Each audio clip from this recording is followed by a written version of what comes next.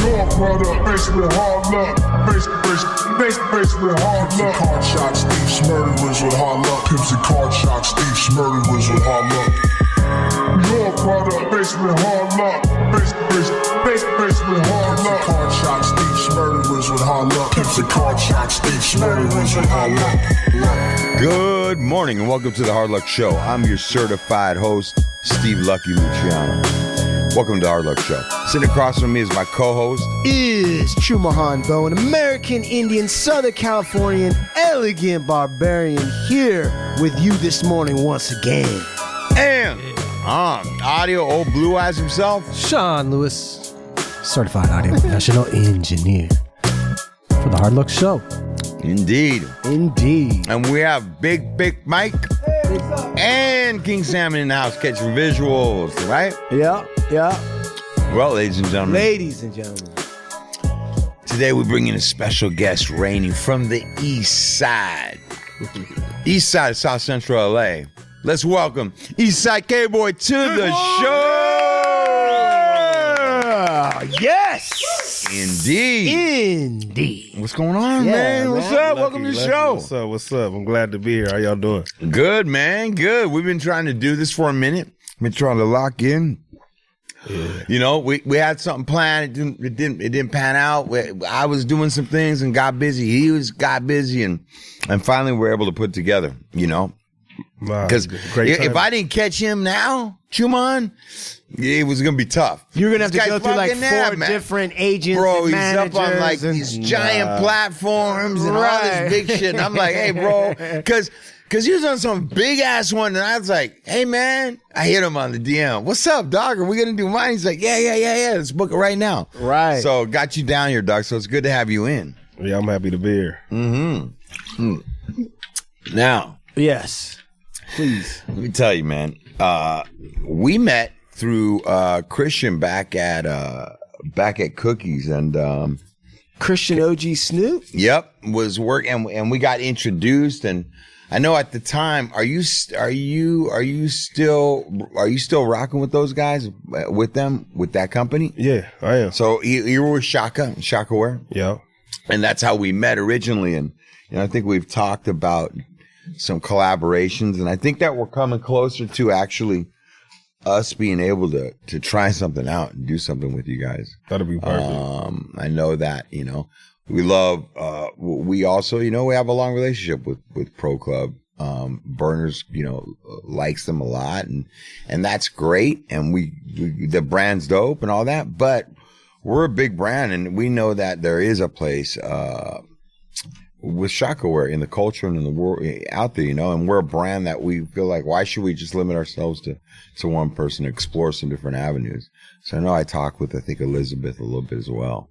So, we kind of met on that tip, and just kind of, man, it's hard to describe you because I know that you rap and you do music, but you're one of those guys that people call like a connector.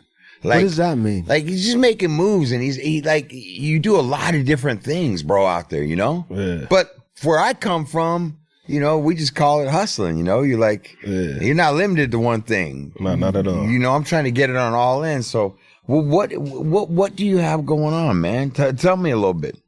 So besides, musically, I had a project that I had put out Christmas, but we took it down. I'm going to re-put it out next month. It's called Gangsters Need Love. And it was doing well. Me and my manager took it down because we was talking to some people about some business. We should have listened to ourselves, but we thought some big business was going to happen, so we took it down. It didn't go through, but that's fine. So we're going to re-put it up. We're going to re-release it. And so since I'm going to re-release it, I'm going to re-release it with new music. It's going to be better than it was the first time. And I just felt like that the culture just needed a little shift because I am from the streets of South Central to East Side. And everything is always so hardcore. I wanted to just soften it up a little bit. Establish exactly where are you from? I'm from the east side of South Central in a place they call the Low Bottoms. What does that mean? The Low Bottoms is like the 50s all the way to the 20s on the east side, like Central Avenue all the way down. So I come from an area to where black people originally that's where they were when they was in Los Angeles first. That's why it's called South Central. it was really to keep the blacks over there. Right. They were South of Central, so that's why it was really called South Central. Because they were south of Central. Yeah, so 41st and Central was the first Black Panthers that was over there. I'm from that area right Black there. Panthers, the Yeah. same Black Panthers that were for self-defense against police brutality? Most definitely. Man! Yeah. Oh, man, I love this guy already. So All right. so my side of town is very monumental and historical. Yeah. It was a hotel over there where they renamed it, but it's still there. They made an apartment. It was called the Dunbar Hotel. That's where only blacks can play, like all the jazz people. That's why on Central Avenue you have the jazz festival. Right. So, I come from some historical parts of Los Angeles. So that's what important American history, right? Yeah. So where we're at today culturally, right? I mean, let's not make any bones about it. It feels like we're regressing in some ways, and some things that are for sure American history, California history, are not known by a lot of different types of people. Have you seen this change? What do you attribute this to?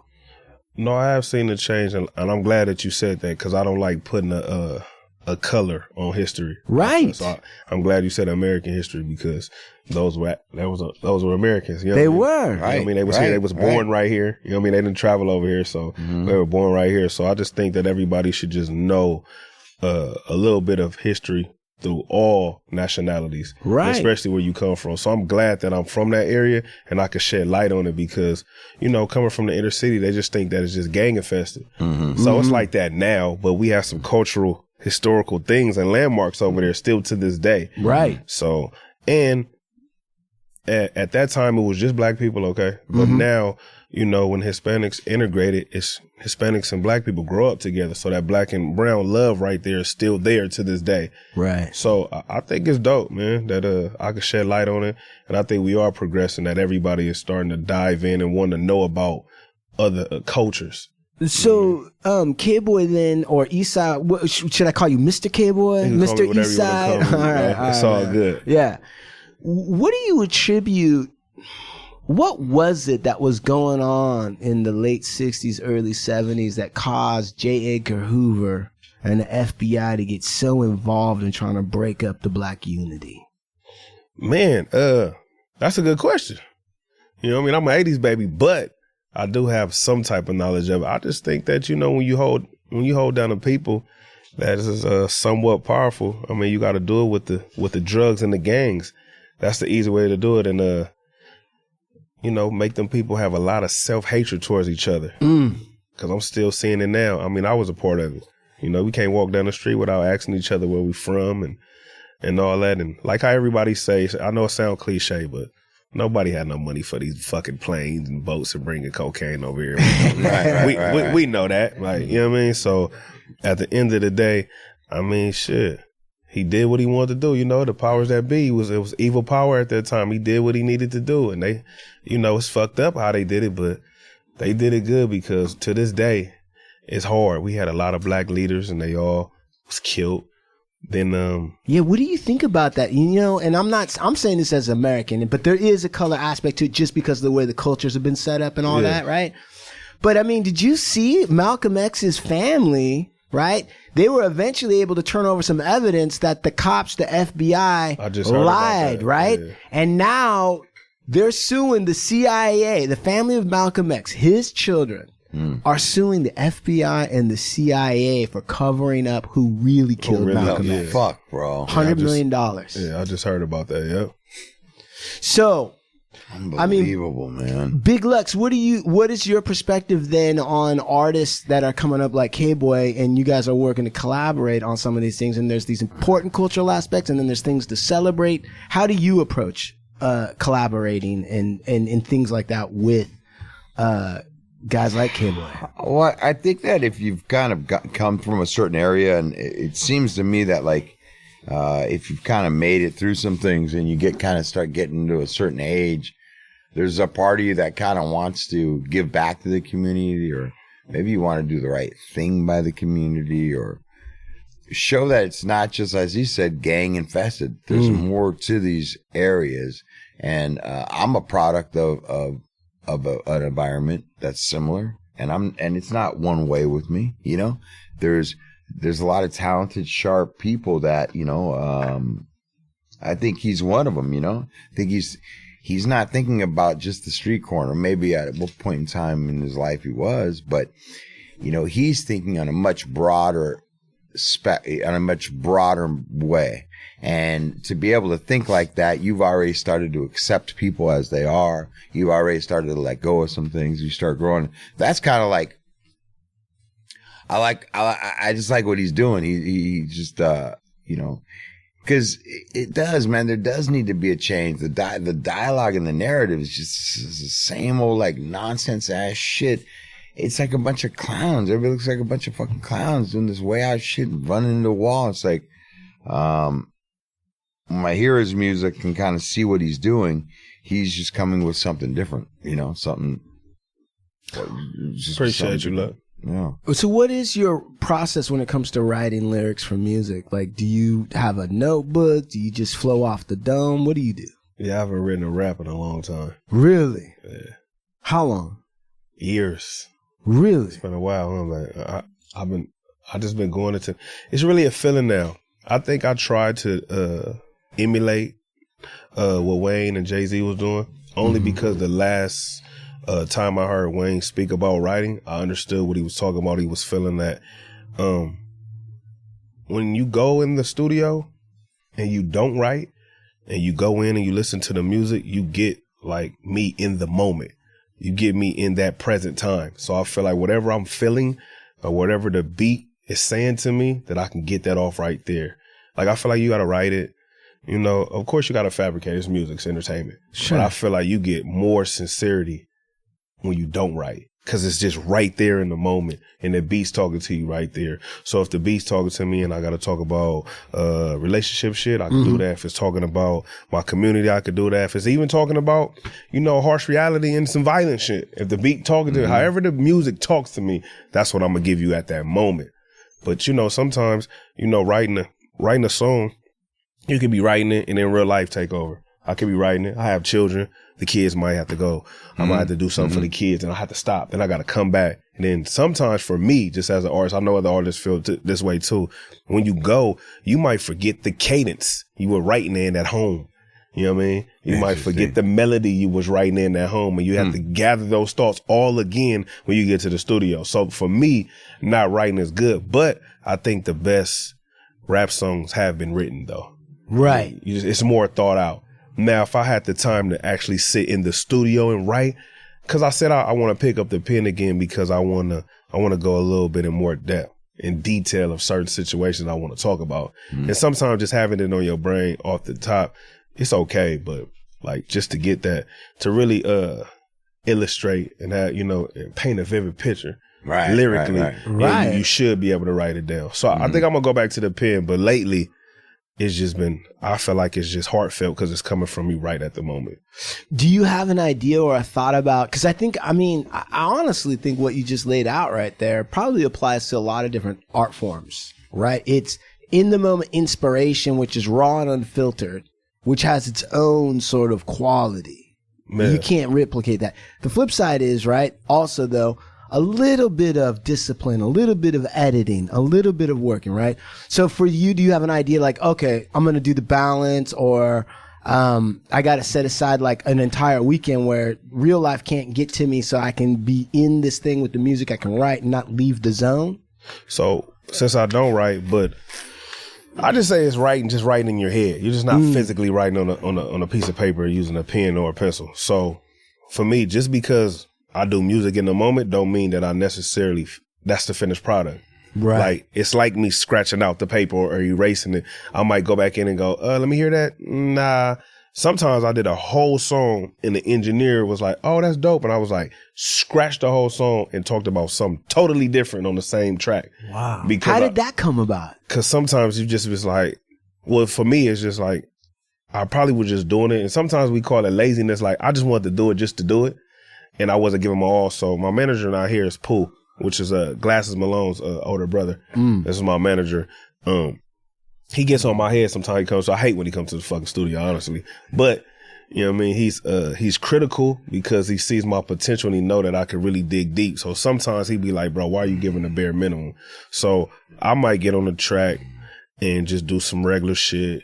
talk about the common money, cars, and clothes and hoes. And he be like, bro, really? To this beat right here? And then I'll be like, okay, I'll listen to it again.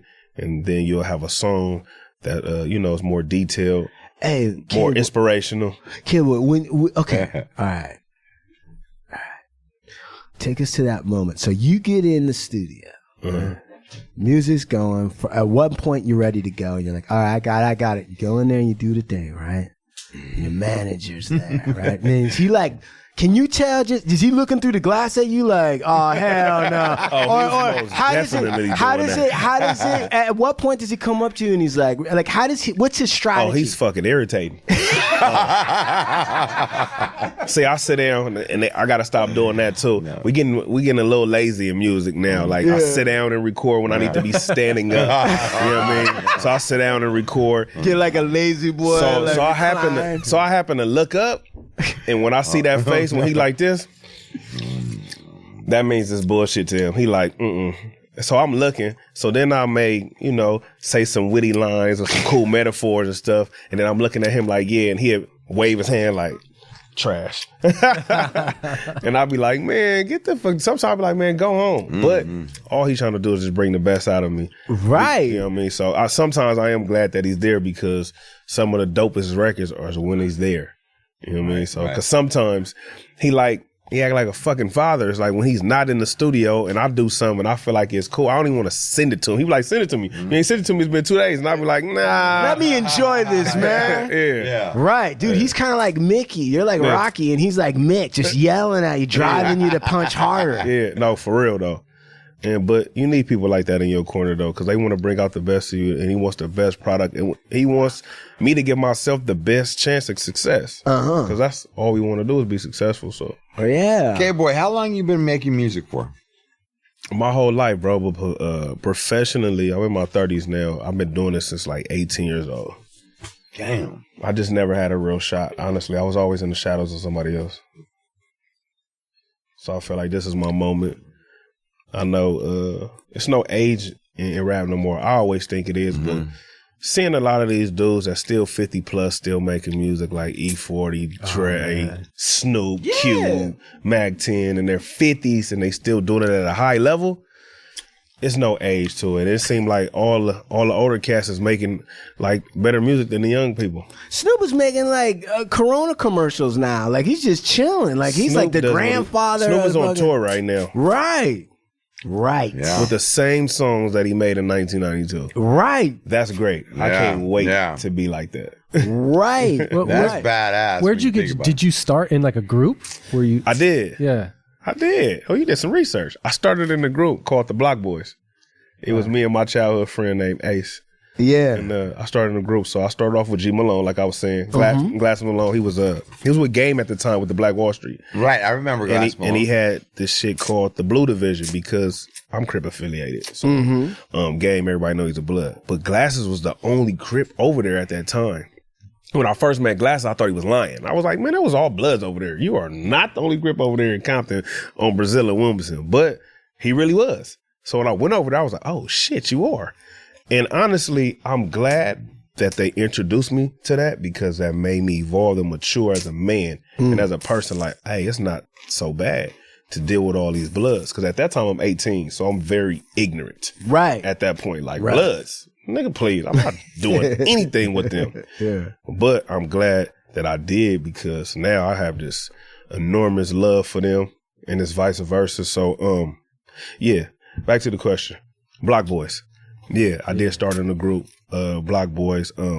My boy had to do some soul searching and had to go. He had to leave to Texas at the time, so I had to fend for myself. So once that happened, I became a solo artist, and I hit the pavement running, and I haven't looked back yet. So nice. That's awesome. So, you know what? So let me ask you this: how did you get and how did you find yourself putting together deals and apparel and found your way into that? How did all that happen? Well, getting into clothes, period. This is my first time ever doing this. I brought my lady with me. It's my first time ever doing this. I had to give her some enlightenment so she could see what I do. You know, women think you're doing a lot of other bullshit when you go. So I had to let her see. I'm watching right now. She still thinks you're doing some other bullshit. I was like, oh, he playing this. Slow down, partner. He always about his business when I see him. Of course. I just know how women think. They'll be like, because I'm married, so I know. They're like, yeah, you set this all up. I get it. Yeah. All right. No, so honestly, the getting in fashion period was her. So that was her dream. So Is that right? So we did our own clothing line. She came up with it called Yellow Rose, and I got Blue Rose, like his and hers. Okay. So it really was her. I just felt like I'm a little bit more popular. Let me do it, right? So it can be easier for her. So that's what I did. We had a lot of trial and error because I didn't know shit about it. You know, I had a lot of trial and error, the material, everything from the layout to the inches of the logo. Just, yes, it's tedious. It's a lot. But that's what she wanted to do. So as I got into it, I'm going to rerun and then fast forward. So when I was with G Malone, he was one of the first rappers that had billboards with Shaka Wear, right? Long time ago. Him and Bone Thugs and Harmony. Steve Lobel had them over there at that time. So all I ever wanted was a Shaka Wear billboard at that time. Late teens, early 20s. And they like, just wait your turn, partner. I'm 10 years later now, I'm in my 30s. I go, we have a meeting again. I go to Shaka, I get my Shaka billboard. So I get my Shaka billboard all around my neighborhood on the east side. And I just wanted a sponsorship, box of t-shirts. That shit turned into me being the creative director at Shaka Wear to this day. Wow. So I'm saying that to say how I got into it was like, it was because of her. And then this shit just happened with Shaka Wear. Right. But now it make it easy because it's full circle. So now I can really help her now. You know what I mean? With the shit that she wants to do. Because it's really her. Like, I only started it because of her. I really don't really care about it. I know it goes hand in hand, fashion and hip hop and music, but that's really her dream. So if I can make it easier for her, then that's what I'm going to do. But I really got into it because of her. Hey, so in how long has she had that dream to do fashion and to build design clothes? For a long time, since a little girl. Man, and her thing is called the Yellow Rose? Yeah, Yellow Rose. Yellow Rose clothing. Yellow Rose clothing, and I go follow Yellow Rose clothing right now. I kind of am thinking like, I mean, I don't want to be disrespectful or mess up the spot, but would it be cool if she came in and talked a little bit about Yellow Rose and the fashion stuff that you guys were doing right now? I mean, is that crazy? Not for me. That's only if she wants to. She kind of shy. Are you shy? Okay. I mean, I don't want to be pushy or anything, but all right. But I love seeing teams. My wife is my law partner in my law firm. That's dope. Right. So we work together, and people say to us all the time, they're like, "Hey, how's that work out for you?" And I'm like, it works out actually pretty good because we both know what's going on at work and at home. So I don't have to explain a stressful day at home, or she doesn't have to tell me how stressful it was at work. We were both there, so we know. Yeah. Do you feel like you're in a partnership with your woman, K-Boy? And do you feel like you're able to share ideas and work together? When we do that on the fashion sense, like music, music is me. Right. So it's just like, she's just listening because it's me. Right, of course. So she hears everything, every bad deal, every good deal. She been there since day one. You know what I mean? Since I started doing this shit. So she's been for the whole ride. But as far as the partnership, it's only when we do it collectively on the fashion, because that's what it is. Like, I'm doing it because of her, but I'm in it now. Because look what I'm doing with Shaka. So I have to know it. So some things she'd tell me and I go, oh, I heard the owners but Shaka Wear say this. Okay, I heard that terminology before. Oh, you know that? Oh, cool. So it'd be dope when we can converse and we know the same shit. It's kind of like, it's dope to be like, oh, you know that shit? Oh, I just learned about that today. Oh, that's cool. Yeah, so it's cool. I just got to get back. We got to get back to it, though, because just like I'm about to re-release this song, she's going to re-put out and rebrand her clothing line, too, as well. So why did she choose Yellow Rose? What's the significance there? She loves yellow. And you know, flowers and roses are forever. You know what I mean? Yeah. But you know the color yellow is like significant to her. It's like You know, the meaning of yellow is like friendship.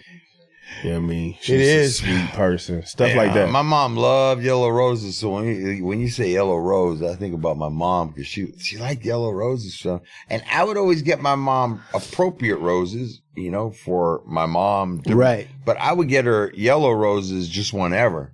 Just because she loved yellow roses. Yeah. Now, see, she does want to say something. What? I say red roses is common. I wanted to change the game. I see. That is true. Red roses are common. She wanted to change the game. So, K-Boy, tell us what's. I want to listen to some music. Let's do a little music real quick. All right, let's bump something real quick. Let's bump something right quick. What are we gonna hear? You're gonna hear 6 Feet. It's got Eastside K-Boy, Dave East, and Problem. Okay. And here we go. Yeah. The next one of y'all motherfuckers that come on my 6 feet, come in my arm way. I'm fucking telling you. Let's go. 6 feet, 50 feet, 100 feet. All these hoes up in here, you running up on me. All these hitters around me, you gon' lose more than some teeth. 2 step the fuck away from me. 6 feet, 50 feet, 100 feet, 100 bitch. Don't ask me for shit, I'm only trusting me. Run up if you want to, I stay with the. Hold up. Run up if you want, you gon' catch a shell or two. Got that shit that swim all through your body, go through metal too. We got guns with drums on it, you gon' need some medical. Chill the fuck out, respect the locust, what you better do. All these bad bitches here, you niggas show stare at us. Came for a good time, but we can quickly tear it up. I'm something like an all-star, nigga like a pair of chucks. I be with the, you already know that. Waistline heat, all black, call it Kodak. On my bullshit, 4-5, Mike throwback. We been in the field playing ball like Bojack. Cut a op, no slack. Hollow tip, whole that. 6 feet, 50 feet, 100 feet. All these hoes up in here, you running up on me. All these hitters around me, you gon' lose more than some teeth. 2 step the fuck away from me. 6 feet, 50 feet, 100 feet, 100 bitch. Don't ask me for shit, I'm only trusting me. Run up if you want to, I stay with the. Hold up. Start back the fuck up like Iron shit. Iron can suck a dick. Like Buster, this the conglomerate. Pocket full of blue strips. Accomplishing different shit. Not responsible for your check. Get down and go cross the street. She possibly could get hit. My motto is just get rich. The lotto's still on my list. I'm thirsty trying to get drunk, but these bottles is for my crips. Acknowledge I'm on some shit. I know niggas talking white like Gotti, Jeezy, or Pusha. Before I put on Yeezys, they knew a genius was cooking. Overlook like when they call your name, but you sleep in the buckets. Go against the grain, they treat you like you Kyrie in Brooklyn. He was tough the first time he seen a homie, that shit shook him. Yeah. Such a gift. Once that Punani get tucking. Now I said it, black girl lost. All black Porsche. Niggas on the scene if she could back up all that talk. Back it up. Who produced that? You know we all had dogs. Give me 6, give me 6. Them joints. Them joints that done a lot of stuff with Kanye. He's underneath Dr. Dre. Them joints is a. Yeah, this actually I got a great phone call today. So it's a movie called Bosco coming out. All right. And it's about a Compton native. It's about a ex-Compton gang member that escaped jail twice, went back to jail, represented himself, and got out. He's out today. So the movie is about him. And he just called me today and said, hey, bro, the same people. I don't know if I should be saying this. What do you mean? Wait. What do you mean you don't know? Because, like, I'm giving up the information. It's about me, but the same people that did the Black Panthers trailer or the movie is doing his trailer for his movie, and they was listening through all the music, and guess what song they picked for the trailer? 6 feet. Yeah. 50 feet. Why not, though? 100 feet. So that makes sense to me, though. I mean, I knew that it was going to be in the movie, but for it to be on the trailer is dope. So when I got that phone call this morning, I was very excited. Dude. Yeah. Yeah. Hell yeah. But you want to know something? That song's got trailer energy. It's got that type of energy that you could hear a piece of it and get pumped up. Yeah. You know what I'm saying? Yeah. So that's and it's nothing that I know off the top of my dome. That's Quante Adams Bosco. 35 years sentence. True story. Yep. For attempting to possess marijuana. Think about that in today's terms. Yeah. Right? So this is a true story about a guy who was wrongfully probably imprisoned like so many others and then fought his way out and got out. Is that about right? Yep. God But damn. escaped twice too. But escaped twice. In the process. Right. Yeah. That's crazy. Imagine if they put you away for something that's not right or you didn't do or you're not guilty of and then you escape. They'll try to just use the escape charge to keep you in there. Yeah. So they wrongfully prosecute you and then you escape and then they're like, well, even though you're innocent. Now you escape. So you do law. What's the terminology when you represent yourself? Pro per. That's called pro per. That's what he did and he got out. He represented himself, meaning he didn't have any lawyer and he got out, which is difficult because they put a lot of roadblocks in front of you. This is why they make you try to get lawyers or whatever. But if you got nothing to lose because they've taken everything away and they put you in a situation where you're going to sit there and think and focus on what the evidence is and what the law is, you can get yourself out. So that's amazing. Yeah, that's dope. Yeah. Shout out to Bosco from Compton. That's going to be a movie. Going back to the Black Panthers, that's one of the things that Huey Newton did, is that he read the law and he knew what the gun laws were in California. And he knew what the appropriate distance it was to stay away from the police, right? And what people don't normally talk about is that the Black Panthers carried a law book along with the guns with them because the police would see African Americans with guns and be like, hey, what's going on? And then they pull out the law book and say, like, what do you mean what's going on? Exactly. Yeah. Man, if you want to know something, you better read. Yeah. For sure. That's where they're hiding the knowledge. Most definitely. Right on. What's going on? What's going on with? Do you still reside in the area that you grew up in? No, but I'm still in South Central, but I'm not in my neighborhood. Okay. What's going on in that part of South Central that you're around? Like, what's going on out there? Has gentrification really begun to start to touch the parts of South Central? Oh, most definitely, huh? But we see. I don't really care. Mm-hmm. Right. I was raised that my mom was like, people are people. You know what I mean? She don't even believe in race. We one race. She don't believe in colors and none of that. So that's how I was raised in my household. But yeah, man, I'm seeing, Caucasian people walking their dogs. Right. And not being nervous. Right. But to me, that's great because I always get on defense mode to be like, bro, I'm not going to fucking rob you. Right. Like you're walking your dog, you live down the street, I live down the street, let's say hi, we fucking neighbors. Right. But to do that and they're jogging and hey, I'm like, hey, I'm looking around like, they got to be the police. Right. Yeah. But nah, it's really happening. I guess they like, fuck it, these areas, they probably feel like it's, the market is good, and a lot of these people are owning real estate and I guess it's profitable for them because they're coming back around. And especially like towards like the Inglewood area where the SoFi is. It's like really gentrified right there. Yeah. Like, it's like really gentrified right there. And it's going to get even more, especially when the Clippers come play right there. So now you could really see them around that area because I'm not too far from there. So you could really see it right there. Yeah. Yeah. It's happening, man. It's going down. Everything's changing. I honestly don't have a problem with it, though. I don't either. I mean, I have said before on the show, the West Side over by the beach, Santa Monica, Venice, that area was getting gentrified 25, 30 years ago. We were starting to experience that shit. And it ain't the gentrification or it isn't, I don't have a problem with people moving in and them cleaning up the area. Cause now you can walk around there and you're not tripping necessarily anymore. It's low key good for the people from the inner city because now they know that it's really going to be protected by the people who we dislike the most. But the problem that I do have is when they start erasing all the culture of the people that built the city, or they max it out so that the people that came from there can't even live there anymore. Yeah, that's when it starts to fuck shit up. They're painting over murals. It's really the cost of living. That's what they do first. They raise the rent, right? And you already know that they was barely making ends meet to pay that rent anyway.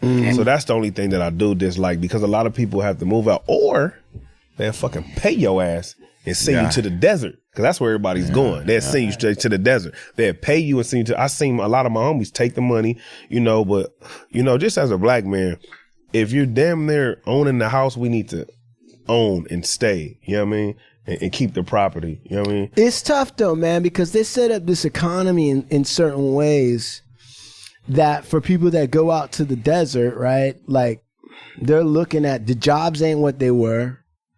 And cost of living is going up. And if they go out to that desert and they sell at a high price here, and what you're saying makes sense too, though. Representation matters. You got to see the people also here too. And even for the people that move out every time people move out to the desert or they go to Texas or whatever it is, right? I'm like, that's the future area of gentrification. You're going to send all those folks that were over here on the west side, wherever they're at, the wealthy people come and buy them out. And I'm kind of with you, K-Boy and Big Lux, on the sense that because race and class and money are mixed, you got a certain type of person that tend to have the most money, right? But in reality, at the bottom of it, it's really a class thing. It's like, who's got the money? And whoever's got the money, they're going to come in. Warren Buffett does it all the time. Goes into some place like Detroit once it's gutted, dead, buys a building for a small price, right? Now everyone knows that Warren Buffett and the people like him are going there. They think property values are going up. And then all the businesses move in there and they price out the people that were originally there and the whole thing is gentrified. That's a class thing for the most part, I think, where it's like wealthy people come in and displace people who held that spot down with just rubbing two nickels together and struggling in the life. Yeah. No, you're right. That's what's actually going on right now as we speak. So I agree with you 100%. I mean, let me ask you a question though. Go ahead. I mean, could it be that just shit is just so fucking nuts in California? Shit is so fucking expensive. No one can buy a home. And the people that can't just barely afford a home can only afford a home in like a poor neighborhood. Yeah, no. Yeah. That's the design. So that is what you just laid out is absolutely the design in model 1,000%. You're 100% correct. All right. And the shit rolls downhill. Okay. So I was thinking about it today. The new state of colonization today is not actual areas necessarily. It's industries. The tech industry was colonized by industrialists and guys like Gates. I don't know if you've seen that video. Look at this is the Indian talking. So K-Boy and Old Blue Eyes and Big Lux are not saying this. An American Indian is saying this. So leviate at the red man. I don't give a shit. The point is, Bill Gates did not invent the operating system. I don't know if you saw that video of that woman from India. Great author. She researched it and she said he didn't make any operating system. Some egghead at some tech university made it. Bill Gates bought it. Then he started patenting the shit out of everything. He colonized a technology that was supposed to equalize everything for everybody. And then they got rich, concentrated all that wealth up in San Francisco, priced every motherfucker out, right? And we're talking Oakland, we're talking like the place of the Black Panthers, right? Richmond, all that shit. Merritt College, okay?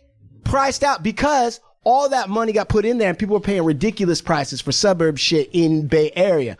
Once that got priced out, shit started moving down to Silicon Beach, right? Mm-hmm. And it's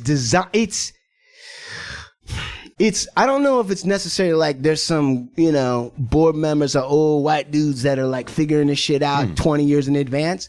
But the design of the economic system encourages greed to a level that makes people sick enough to start buying out huge swaths of beautiful places in Southern California, right? That the people put together. And a lot of stuff that's cool. Everything from scratching records all the way down to all the other shit that's really a product of people who had to make something interesting out of nothing because something was taken away from them. And then come in and buy up all that shit and then just, act like it was always there and they invented it. Mm-hmm. That's what's going on. So that's the answer to that question. Yeah, Sean. God damn it. Piss me off, bro. I fuck with you, bro. I'm gonna have to if you ever need to, I'm gonna just have to sit down and pick your brain. hey, if you ever need an attorney, Hey, listen, let me tell you, I take that fire straight to the fucking intellectual property game, my friend. People biting your shit, we'll bite them back twice as hard. Hey, there it is. There. Don't worry. He's about to start handling a bunch of cookies, fucking knockoff stuff for us. Yep. Okay. Fuckers in the hood trying to knock our shit off at swap meets. He can get it. Send his dogs in there and get them fucking take that. Hey, shit you know out. you're doing something right when they do that. No, you know you great when they do that.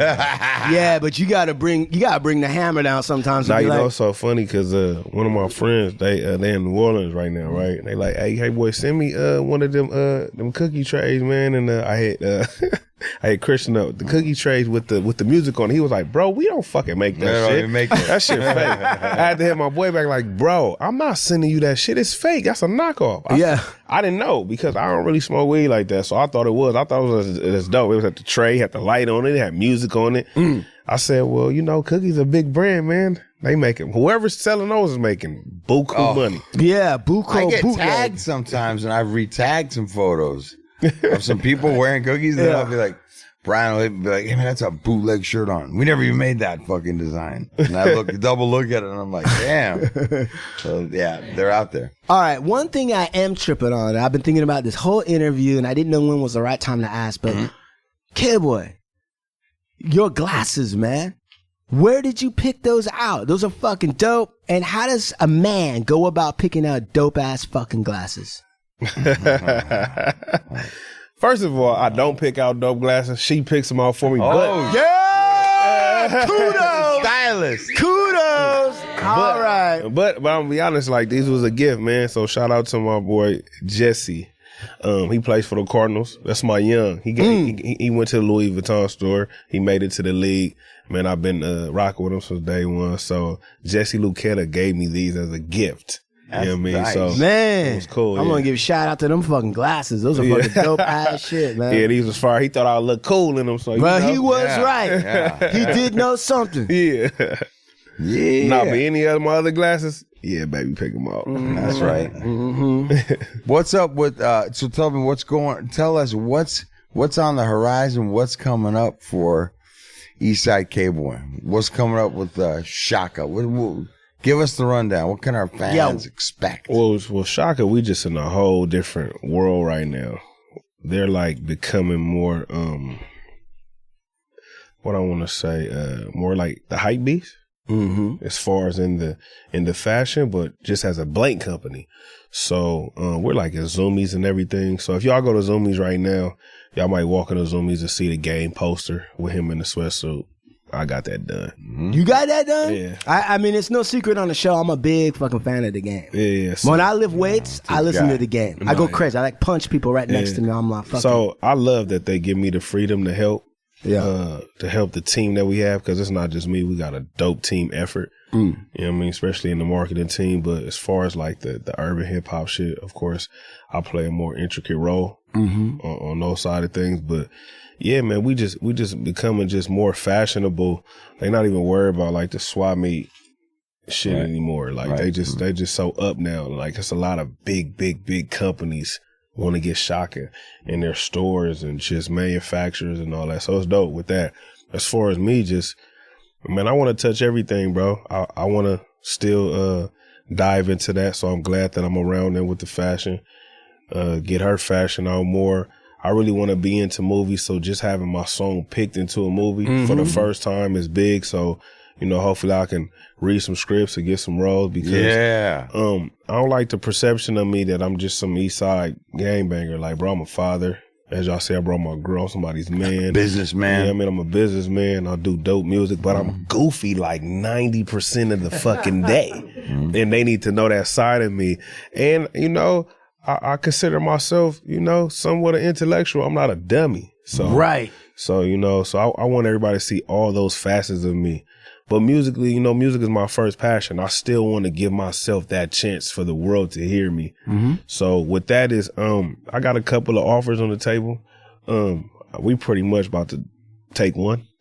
You know what I mean? So when I do that, I'll be back. Yeah. Oh yeah, you will be. Yeah, I'll be we'll back. be promoting all sorts of shit. Yeah, I'll be back to tell y'all. yeah. So that, it should be fun. That should be fun. I don't even want to say it because I want it to be finalized. It should be finalized like in the next 2 to 3 weeks, month at the most. But man, what is the quick, just a hit? Like, what is the K-Boy hot take tips for being a father? Like, if you want to be a father, like what should one do? I mean, you got to be. First of all, you got to be fun.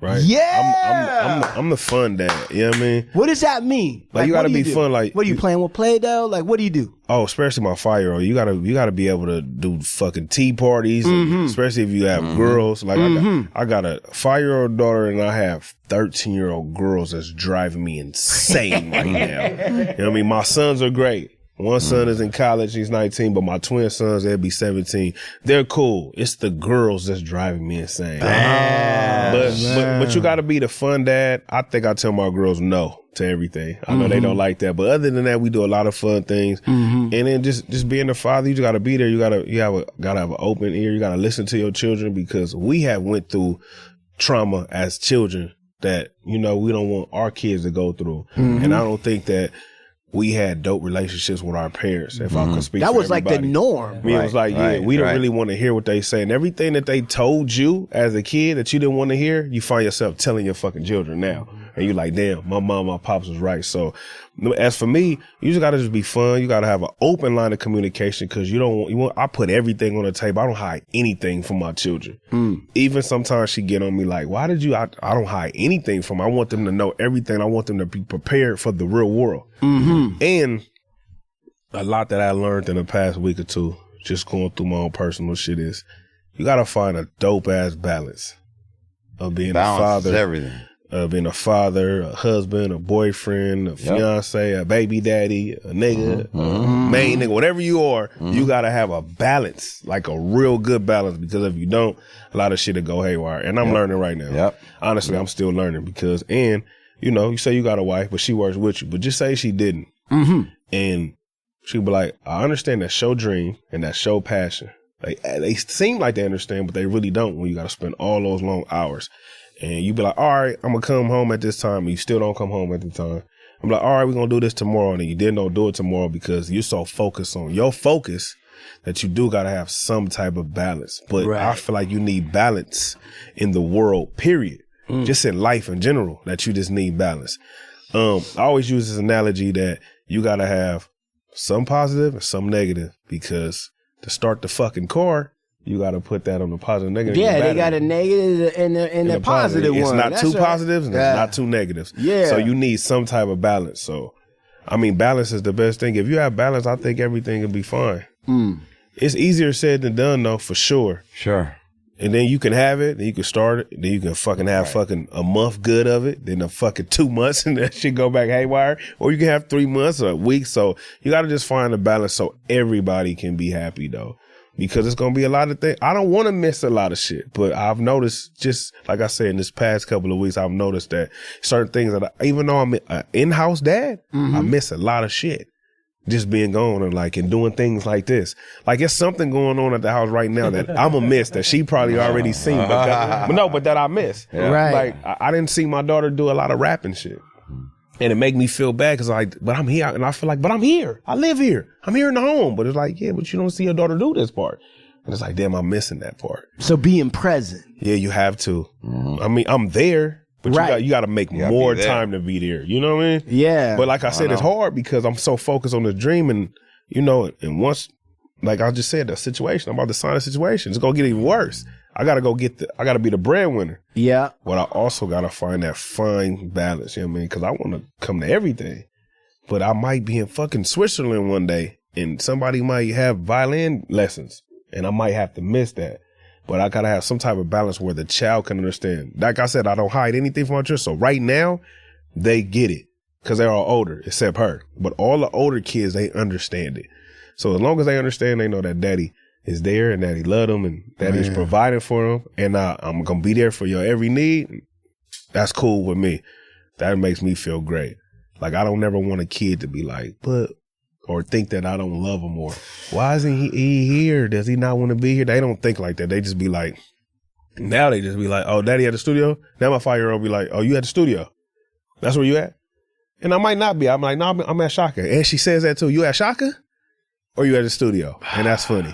So at least you know I'm working. You know what? Man, I'm going through that now because my daughter's 3 years old. So, there was a period of time where it wasn't a thing, right? Mom and dad going to work. But now she's starting to, she cries every morning. Hey, when I leave for work. Can somebody get Hidday? He's out front. He's outside. Thank you. And I feel guilty, even though I know it's what I got to do, right? Because otherwise, who's going to put bread on the table? Especially the little girl. Right. It's my little girl. So like that goes on. And then there's even a part of me that's like, God damn, this system is designed so that this little girl sees her dad go away for X amount of time and come back. And then I have to tell her why, right? And I go, it's work. It's a work, right? Now she knows. She's like, oh, you're going to work, like you were saying. But part of me is like, man, it's kind of fucked up. It's kind of fucked up. Like, did the American Indians back in the tribal days, right? I know that the parents sometimes win or came back, whatever it is. But do you think that they ever sat there and told their kids, yeah, I got to go to work and I'll be back in 8, preparing those children for the life they're going to lead? To be fucking pulling the machine just like I was. Fuck, bro. But what can I do? I gotta do it. Yeah, we have to do it, bro. There's nothing else we can do. We have to. If we don't work, we don't eat. Right. And then what you gonna tell them? That we poor? My wife. Because I didn't want to go to work because I wanted to be here all fucking day. Right. So it's like a catch-20, bro. Yeah, my wife told Tigra, she's like, I gotta go to work to buy you more dresses. And then my daughter started crying and I was like, then I don't want any more dresses, mama. See, that's fucked up. Yeah. Right, but you gotta do it. It's fucked up. But you know what else is fucked up? We gonna wrap up this show right now. That's fucked up. But motherfucking Eastside K-BOY.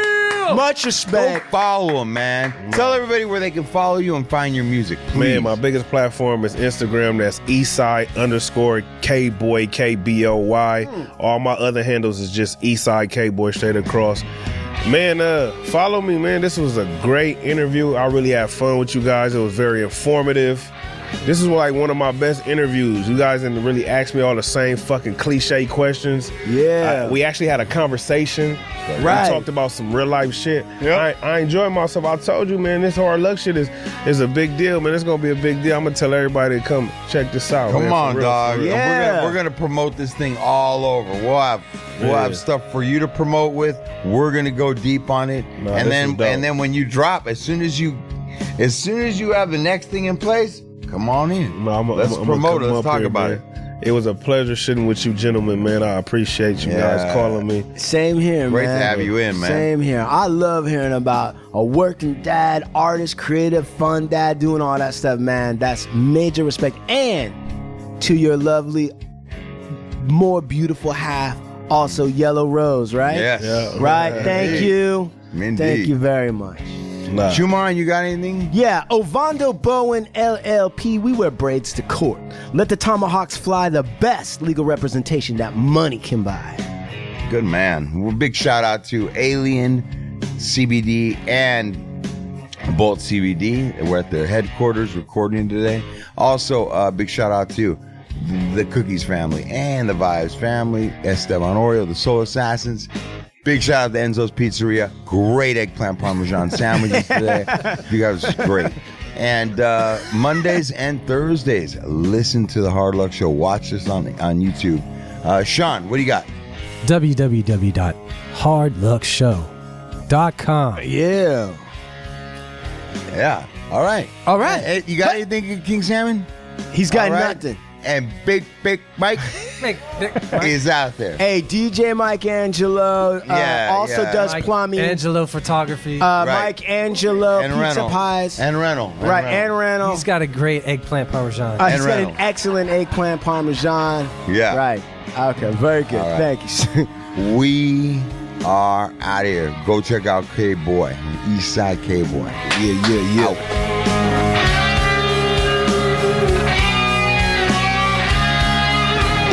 Or direct safe for. Or direct safe for.